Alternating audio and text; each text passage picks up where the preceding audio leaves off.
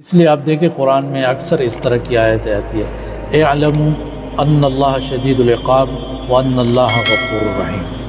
کہ بے شک اللہ سخت سزا دینے والا ہے اور بے شک اللہ غفور الرحیم ہے۔ صرف ایک کو نہیں لینا، کہو کہ اللہ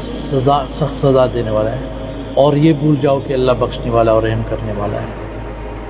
اور ایسا بھی مت کرنا کہ آپ کہو کہ اللہ غفور رحیم ہے اور شدید العقاب کو بھول جاؤ، دونوں کو یاد رکھو۔ اسی لیے رب العالمین نے یہ بھی فرمایا، نبئ عبادی انی انا الغفور الرحیم وان عذابی هو العذاب العلیم، میرے بندوں کو خبر دے کہ میں غفور الرحیم ہوں، بخشنے والا رحم کرنے والا، اور اس بات کی بھی خبر دے کہ میرے عذاب دردناک عذاب، میں جو عذاب دیتا ہوں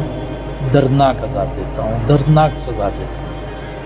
وَأَنَّ عَذَابِي هُوَ الْعَذَابُ الْأَلِيمُ،